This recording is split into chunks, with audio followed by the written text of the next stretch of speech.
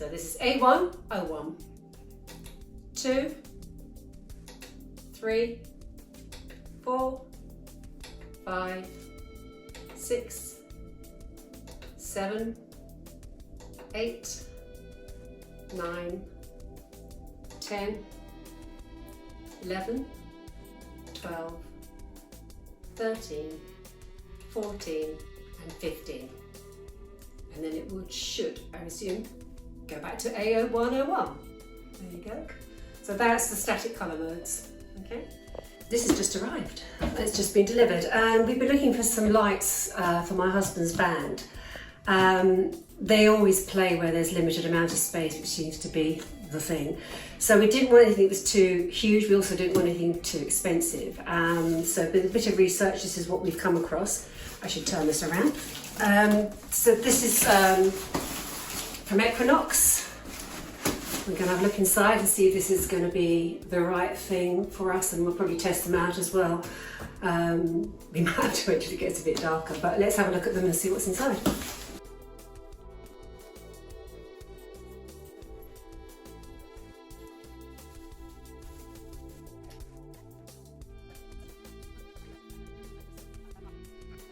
Mains cable. Yeah, standard kettle lead. Remote control. So it's got batteries? It may well have a small watch battery in there, and it'd be one of those things where you pull the strip out. Yeah, okay. To activate it. Right, okay. I'm a bit nervous about doing that until we tried them out, but yeah. Book Instructions. Now, being a woman, I'll probably read those. Unlike men. To the stand. Okay, that's interesting. There's the back of it. So obviously for the kettle lead to go in. The DMX thing in the back there. DMX. The menu and everything. Controls, menu. There we go. It's pretty nice. Does look nice. Okay. Right. Okay. Yeah. Shall I put up the tripod? Good idea. See what they look like. Obviously, I've done the bottom part. Yeah. Put the legs out. Yeah. Instinctively, I want to put that out further for Yeah. safety, but we want the height. Yeah. So then I pull that out as far as it will go, but it's the safety thing, so that's really the limit of it. It's not bad, is it? It's not bad. I'm 5'5". Yeah, so it's slightly taller than you. It's just very slightly. With the lights on top, it'd be With the lights even on top, so let's have a look. Yeah. Nice. Yeah, it's nice. I like it. Like the safety. Oh, I'll tighten it as well. Yeah. Sorry. It's all right. It goes Actually, on. for me, because I'm the one who's going to be setting them up every time, I'm glad it's not higher than that. I wouldn't want to, put it on low and then pull the whole thing Yeah. up. So I'd probably put it in situ, like we do with the speakers. We put the speakers on first and use the crank hand. Is there any adjustment? Oh, there is. Oh yeah, there is. Oh, that's pretty good. It doesn't really do much to No, it. just- It tends to quite naturally stay in space, so you could have Yeah. guitars Yeah. highlighted. Okay, we're just going to check out the colour chase, which is 7 on the menu. Then it's between 7:01 and 7:32. So I've just figured out, obviously that then depends on the tempo of the music, so it's a little bit hit and miss. When I put this on the tripod, I noticed there was a mic on the back of the T-bar that holds the lights, and saw the mic and I just thought, right, okay, I want to have a bit of fun here, let's figure out the colour chase mode. So the menu uses then A7. Now the flashing number is actually, the numbers are between 1 and 32, and it goes on the beat of whatever you're playing. So I'll give you an example. Obviously I set this just now to where I thought it would be, so I'll just play what I was playing. So this is a bit chic, which I tend to love.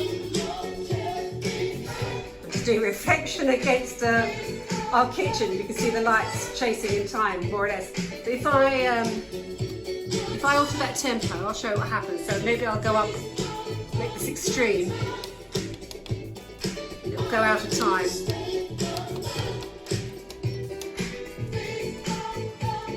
So I've taken it right down, you can see it's absolutely nowhere near in time with the music. Go back up to 15.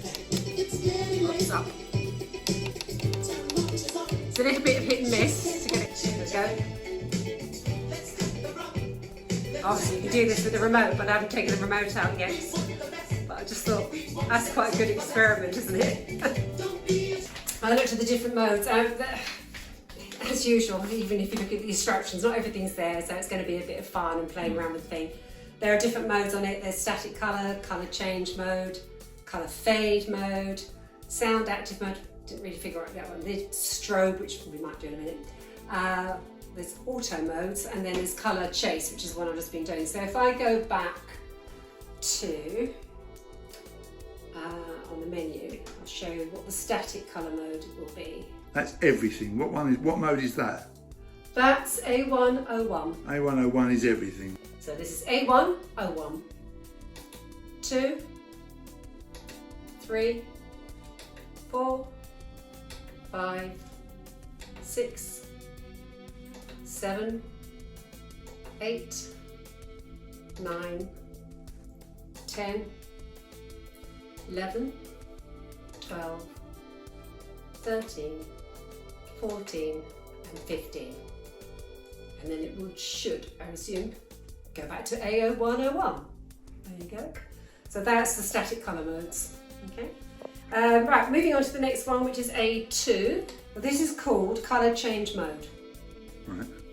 Okay, this is A2. It automatically changes. It's automatically doing that. I'm Right. not doing a thing. Yeah? Yeah. So Just let it there you go. go. This is now A202.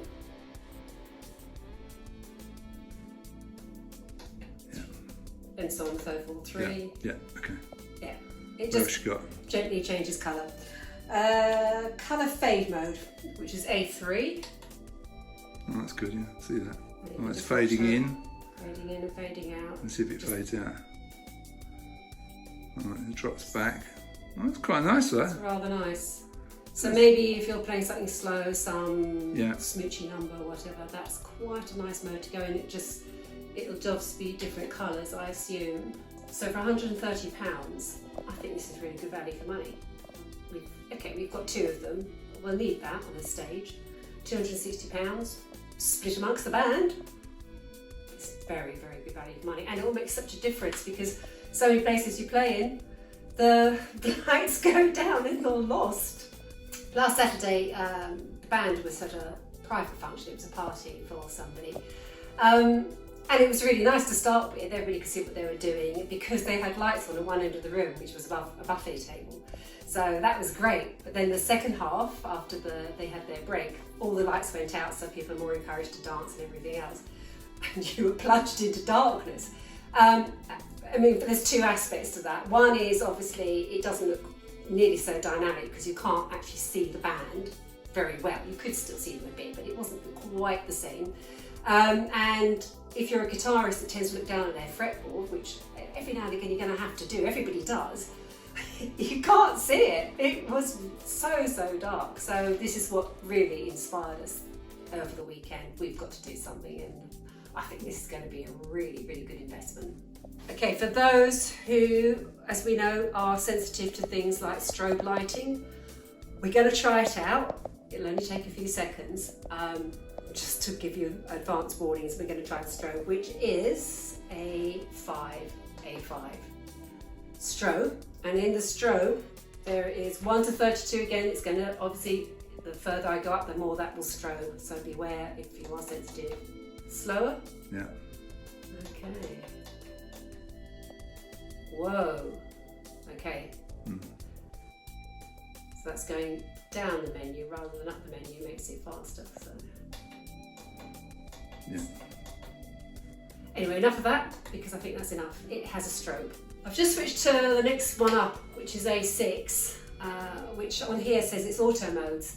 I have no idea really what that is, and I think perhaps Just randomly it's going. random lights. Let's come down a few and see how much. That's going light to light rather than all the lights at once. There's lots of different modes in here. Yeah, You have so there's lots of things you can play with. loads. I think we'll be here for a while. Yeah. Also, obviously, one thing I didn't explain right from the start when I put it on the tripod is these are all, you can tilt them very easily. So once you've set the position, obviously you can tighten everything up in terms of everything else. But yes, you can turn it, Wow. and turn it, and turn But it. make sure all the things are basically tightened up. We are now in a dark room to test out both sets of lights. Now, interestingly enough, when we set them up initially, and it was just in the, I call this the static mode, which is the A1 mode, I set the numbers on both the same number. I don't know if you can see there. So I set them up on, at the moment they're on 13. So once they've been set on the same number each, you can use the remote. That's it. To change up and down. So let's see what happens. So they've both changed to 14. So let's go through various colour modes. It's quite bright, so I'll just go side on. That's nice. That's the red light district. That's really nice. Do you want to tell me something? Yeah. Green. Oh, green. No. I quite like that. No, I don't think I like green. No, why I'm actually playing it. That's nice. Setting a bit of That's an why I'm ambient. missing one's out on that one. Ah. That's weird. White washout. That's nice for the mixture of colours. I like that. Nice on your guitar. Ooh, kind of moody. Not sure about that. That's nice. That's warm. There we there. That's red and white. That's rather nice actually. Definitely not keen on the green. No. I like the red wash. That was really nice. Yeah. So A1. Do you remember what that was? No. Where are we now? Just have a look. That's A15. What mode are you in at the moment? I'm just in static colour mode. Right, okay. So it's kind of like I can change it to. I like that. That's really nice. Right. So that's for those who want a red light district. That's A102. But there you go. That's reds. Okay. Coming back. Skimming round. So there we go. Yeah. So I think I went through all the colours there. 3, 4, 5, 6. I liked 6. That was nice. Mixture of blues, a bit So dark. there's no way you can dim them, is there? There probably is. There's no other way of that. Well, that I haven't found yet of dimming the lights. So again, Maybe you need a DMX controller. Maybe, yeah. I've been playing around with the lights all afternoon and looking lots of things up and thinking about how am I going to control these, looking at DMX controllers and all the rest. One of the things I realised was I was using one of the remotes and I had them like this in here, close together. And I've started off with them both being on A101 and I was pointing the remote at them and they were doing the same thing together. As long as you did it slowly, you didn't go too fast, otherwise they got out of sync. That was great until clever husband walked in and said, what happens if you point at just one of them because you're pointing kind of at both? Yeah, they went out of sync. So back to square one. This is all a trial and error, isn't it? So then I looked up a little bit more about it and thought, hang on a minute, there's a thing where you can daisy chain them. So you have one as a master and one as a slave. And the other thing I learned on the way, useful tip, don't join these up with them powered on. Unplug them. So I shall do that now. Literally do step by step what I've done. You need a DMX cable. I haven't got one, but I'm using a standard microphone lead. Shouldn't really use these because these are screened, so you're better off getting a proper DMX cable, which I will be ordering shortly. So I'm going to make this one the master. It doesn't matter which one is, but obviously that's going to be the output. Or maybe use the one that's nearest to you with the remote control as the master. Yeah, so just making sure it's firmly in because it hasn't got a clicky thing. DMX output on that one. That's the output on this one, and then this is going to the input on this one. Yeah. So that's the first thing you do. Then you can plug them in. One's the master, one's going to be the slave. Right, so how do you make it the slave? So you make it slave by the menu. So you go through the menu, just through all the different modes. 5, 6, 7. So it's 1 after 7. Yeah. So now they are synced together. you don't have to make the one on the right the master, it automatically is, yeah? Whichever one is the output will be the master. You don't have to set it to master. No, you don't have to do anything. That's fine. So now, So when I start changing, bingo. So now when I start changing the colours, fingers crossed now for the video, they will go together. Oh yes.